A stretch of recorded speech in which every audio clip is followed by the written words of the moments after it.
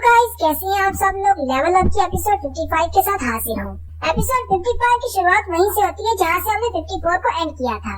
महादुंग आगे खड़े होते हैं, उनके पास एक बड़ी सी शील्ड होती है और वो क्वीन को रोककर खड़े होते हैं ताकि बाकी के सारे रॉयल गार्ड्स को मार दें। जबकि लिन ताई पीछे से ही खड़े तीरों की बरसात कर रहे होते हैं। थोड़ी ही देर में वो सारे रॉयल गार्ड्स को मार देते हैं। अब वो सारे हंटर सिर्फ क्वीन को मारने पर फोकस कर रहे होते हैं। यूनू आगे बढ़ते हैं और क्वीन की टांगों पर अटैक करते हुए कहते हैं, अपने रॉयल गार्ड्स के बिना क्वीन सिर्फ एक खाली एम्प्टी शेल है। जबकि लिन ताई क्वीन की आंखों पर अटैक कर रहे होते हैं। उसी वक्त क्वीन अपने मुंह से कुछ फ्लूइड सा निकालती है जो कि एसिड टाइप होता है, जिससे उनकी बॉडीज जल जाती हैं। लेकिन क्योंकि उनके पास ब्यांगू है जो कि एक एस रैंक का हीलर है, वो जल्दी से उनकी बॉडीज को हील कर देता है और उनकी बॉडीज फिर से नई जैसी हो जाती हैं। ब्यांगू क्वीन से कहता है, अगर तुम्हें किसी को मारना है तो पहले मुझे मारना होगा, क्योंकि जब तक मैं जिंदा हूँ चाहे तुम इनके बाजू काट दो या टांगे काट दो, मैं उनको दोबारा से रीजनरेट कर दूंगा। और साथ ही क्वीन हीलर को मारने के लिए आगे बढ़ती है। महादुंग जल्दी से अपनी शील्ड को सामने करते हुए उसका रास्ता ब्लॉक करते हैं। महादुंग क्वीन से कहते हैं, तुम्हें क्या लगा हम तुम्हें अपने हीलर तक इतनी आसानी से जाने देंगे। साथ ही चोईजोंग आगे बढ़ती है और अपने फायर अटैक से क्वीन पर अटैक करते हैं। चोईजोंग का फायर अटैक इतना ज्यादा जबरदस्त होता है कि यूनू उसकी तरफ देखते हैं और कहते हैं, मुझे लगता है कि क्वीन का काम तमाम हो चुका है। अब इतना तो मैं अपने एक्सपीरियंस से कह सकता हूँ, बस और 2-3 स्ट्राइक्स और ये क्वीन खत्म हो चुकी है। लेकिन साथ ही वो क्वीन जोर से चिल्लाना शुरू कर देती है और अपने बच्चों को सिग्नल देती है। क्वीन के चिल्लाने से एक जोरदार इम्पैक्ट पैदा होता है। महादुंग जल्दी से अपनी शील्ड को सामने करते हुए बाकी सारे हंटर्स को प्रोटेक्ट करते हैं। यूनू कहते हैं, क्या ये इसकी लास्ट क्राई है? मरने से पहले जो आनी पर चिल्ला रही है या फिर ये किसी को सिग्नल देकर बुला रही है। सुकीमोटो जो कि बाहर शिप पर होता है, वो जल्दी से रियोजी को कॉल करता है और कहता है, वो सारी चूंटियां नेस्ट की तरफ वापस जा रही हैं, तुम्हें वहाँ से जल्दी से निकलना होगा। हमारी सिग्नल जैमिंग टेक्निक फेल हो चुकी है। अब वो चूंटियां उसकी बात सुन सकती हैं और वापस जा रही हैं। उसी वक्त टनल के अंदर का सीन दिखाते हैं। चाइन जल्दी से आगे बढ़ती है और अपनी तलवार के साथ क्वीन का गला काट देती है और इस तरह चोटियों की क्वीन मर जाती है। वो सारे हंटर जो देखकर बहुत ज्यादा खुश हो जाते हैं और कहते हैं कि क्या हम लोग वाकई में 7वीं टीम बन चुके हैं जिन्होंने एक एस रैंक की व्यंजन को क्लियर किया है। यूनू ऊपर की तरफ देखते हैं और कहते हैं, मुझे लगता है कि कोई चीज इस तरफ आ रही है, अभी ये सब कुछ खत्म नहीं हुआ। महादुंग उनसे कहते हैं, मुझे अभी भी पता चला है कि वो चींटियां वापस आ रही है, हमें जल्दी से यहाँ से निकलना होगा। बाकी के सारे हंटर्स हैरान हो जाते हैं और कहते हैं, इसका मतलब क्या है? क्या जापानीज टीम फेल हो चुकी है? क्या वो उनको 1 घंटे तक बाहर नहीं रोक पाए? महादुंग कहते हैं, मुझे नहीं पता, एसोसिएशन वालों ने कहा है कि वहाँ से जल्दी से निकलो क्योंकि सिग्नल जैमिंग टेक्निक बेकार हो चुकी है। उसी वक्त चोईजोंग को महसूस होता है कि उन्होंने जो फायर नेट क्रिएट किया था वो टूट चुका है। चोईजोंग उनसे कहती है, मेरा फायर नेट टूट चुका है, चींटियां अंदर पहुंच चुकी हैं और साथ ही वो थोड़ी देर के लिए स्टन हो जाती हैं क्योंकि उन्हें जबरदस्त पावर महसूस होती है। वो मॉन्स्टर जिसने जापानीज हंटर्स को मार डाला है वो वहाँ पर पहुँच जाता है। यूनू उसकी तरफ देखते हैं और कहते हैं, ये नामुमकिन है, ये तो बहुत ज्यादा पावरफुल है। वो मॉन्स्टर अपनी पावर को रिलीज करता है। असल में वो भी एक चूंटी है जो कि चूंटे के बड़े अंडे से निकला है। यूनू उसे देखकर कहते हैं, ये नहीं हो सकता, एक सिंगल पीस से इतनी ज्यादा पावर कैसे निकल सकती है? चाइन भी क्योंकि स्मेल को महसूस कर सकती है, वो जल्दी से नाक पे हाथ रखकर नीचे बैठ जाती है क्योंकि उसकी स्मेल इतनी ज्यादा खतरनाक होती है कि उसकी नाक के अंदर घुस जाती है। चाइन कहती है, यहाँ पर तो इतना ज्यादा प्रेशर है, आखिर ये चूंटी इतनी ज्यादा पावरफुल कैसे हो सकती है? उनके सामने जो मॉन्स्टर अपीयर हुआ है वो इतना ज्यादा खतरनाक है कि जैसे ही वो अपना कदम आगे बढ़ाता है हंटर्स के दिल में मौत का खौफ पैदा हो जाता है। महादुंग कहते हैं, हमारे पास इतना टाइम नहीं है कि हम लोग यहीं पर खड़े रहें, या तो हमें यहाँ से जल्दी से निकलना होगा या फिर इसे मारना होगा। लेकिन महादुंग सिर्फ ये सोच रहे होते हैं, आगे बढ़ने के लिए उनके पास इतनी ज्यादा हिम्मत नहीं होती। महादुंग वहीं पर जमे हुए खड़े होते हैं जबकि वो मॉन्स्टर उनके पास से गुजर जाता है और सीधा अपनी क्वीन की लाश के पास जाता है। वो 6 के 6 हंटर यही कहते हैं, वो हमारे पास से गुजर गया और हमने कुछ भी नहीं किया। आखिर ये टेरिफाइंग पावर है क्या चीज? वो चींटी जैसे ही अपनी क्वीन के पास जाती है और भी ज्यादा गुस्सा हो जाती है और अपनी पावर को रिलीज करती है। उसकी पावर का प्रेशर इतना ज्यादा होता है कि वो सारे हंटर्स नीचे गिर जाते हैं। फिर वो चींटी पीछे की तरफ देखती है। सबसे पहले वो चाइन को अपना निशाना बनाती है और तेजी के साथ चाइन के पीछे चली जाती है और साथ ही चाइन की कमर में एक जोरदार मुक्का मारती है जिससे चाइन सामने वाली दीवार के साथ जाकर टकराती है और इसी के साथ एक एस रैंक की हंटर इतनी ज्यादा जख्मी हो जाती है कि दोबारा उठ ही नहीं पाती। ये देखकर महादुंग बहुत ज्यादा गुस्सा हो जाते हैं और चिल्लाकर हंटर चाह की तरफ जाने लगते हैं, लेकिन उसी वक्त वो चींटी उनके पीछे पहुंच जाती है। महादुंग जल्दी से अपनी शील्ड उसके सामने करते हैं, लेकिन वो चींटी सिर्फ एक ही किक मारती है जिससे महादुंग की शील्ड तो टूटती है लेकिन साथ ही उसका बाजू भी टूट जाता है और उसके हाथ से अलग हो जाता है। जबकि दूसरे हाथ से महादुंग अपनी तलवार से अटैक करने लगते हैं। वो चींटी उसका दूसरा हाथ भी काट देती है और महादुंग को ऐसे छोड़ देती है। वहीं पर रास्ते में यूनू खड़े होते हैं जो कि चिल्लाकर आगे बढ़ने लगते हैं, लेकिन चींटी उसके पास से गुजरते हुए 3 स्लैशेस लगाती है जिससे उसका कंधा बहुत ज्यादा जख्मी हो जाता है। यूनहो के पीछे चोई जोंग खड़ा होता है जो कि अपनी मैजिकल पावर को इस्तेमाल करने ही वाला होता है कि चोटी उसको वाली स्लैश लगाती है और सामने की तरफ से उसे जख्मी कर देती है। रीपर गिल्ड के मास्टर जो कि सबसे लास्ट में खड़े होते हैं वो अपने एरो चलाते हुए कहते हैं मैं अगर इतने डिस्टेंस पर हूँ तो यहाँ से मेरा निशाना बिल्कुल भी नहीं चूकेगा और वो उस पर तीर चला देते हैं, लेकिन वो चोटी उसके तीरों को अपने हाथ में पकड़ लेती है और साथ ही उसके तीरों को तोड़ देती है। लिन ताई बहुत ज्यादा हैरान हो जाते हैं और कहते हैं ये मेरी एनर्जी के तीरों को कैसे रोक सकती है।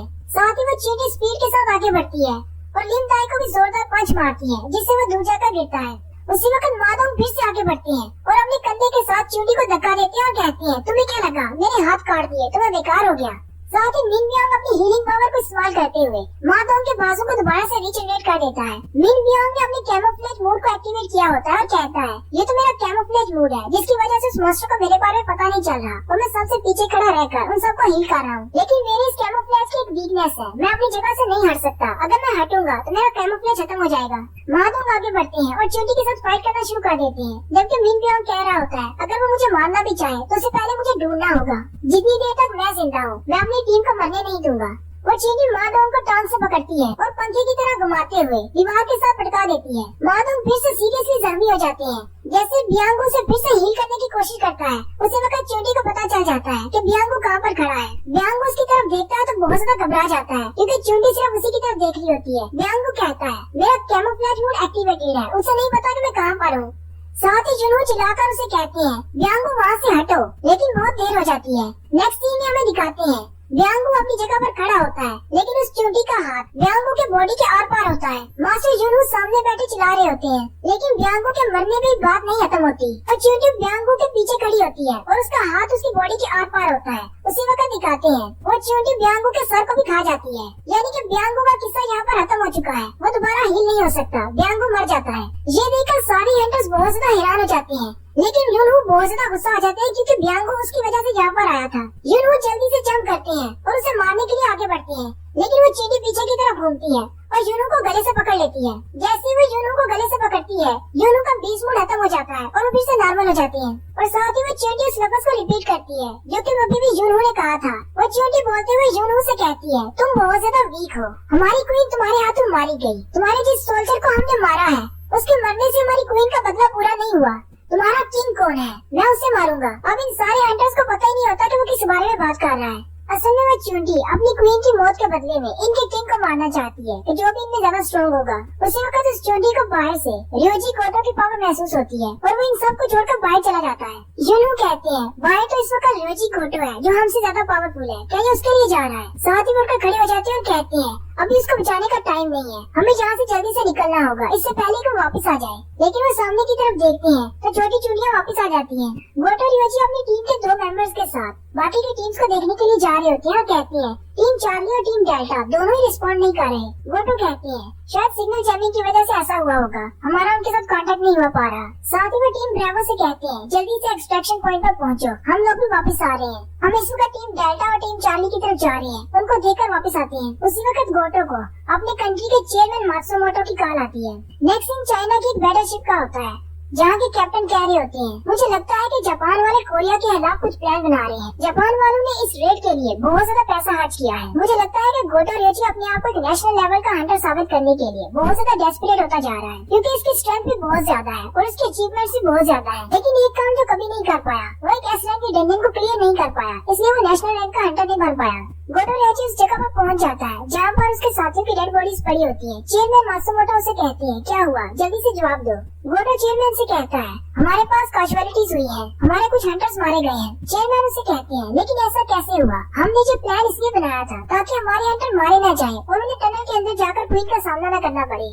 गोटो से कहते हैं हमारा प्लान बिल्कुल ठीक था, बस हमारे हंटर्स वीक थे इसलिए वो मारे गए, ये कोई बड़ी बात नहीं है। चेयरमैन गोटो से कहते हैं तुम बिल्कुल ठीक कह रहे हो, जब तक तुम जिंदा हो हमें कोई फर्क नहीं पड़ता अगर 2-4 हंटर्स मारे जाते हैं, जल्दी से प्लान पूरा करो और वापस आ जाओ। क्या कोरियन टीम अभी भी क्वीन के साथ फाइट कर रही है? गोटो से कहते हैं हाँ फाइट कर रही है, लेकिन हमारा जैमिंग सिस्टम खराब हो चुका है इसलिए सारी चूड़ियाँ वापस टनल की तरफ जा रही हैं। चेयरमैन गोटो से कहते हैं कितने % चांसेस है कि कोरियन टीम टनल से वापस जिंदा आएगी? गोटो रियोजी उनसे कहते हैं मुझे सिर्फ एक ही हंटर की फिक्र थी जो बहुत ज्यादा पावरफुल था, लेकिन वो इनके साथ नहीं आया, मुझे नहीं लगता कि ये लोग यहाँ से जिंदा वापस जाएंगे। चेयरमैन हंसते हुए उसे कहते हैं हम जापान की टीम वालों ने अपनी पूरी कोशिश की, लेकिन जैसे ही कोरिया वाली टीम मारी गई तो हमें वापस आना पड़ा।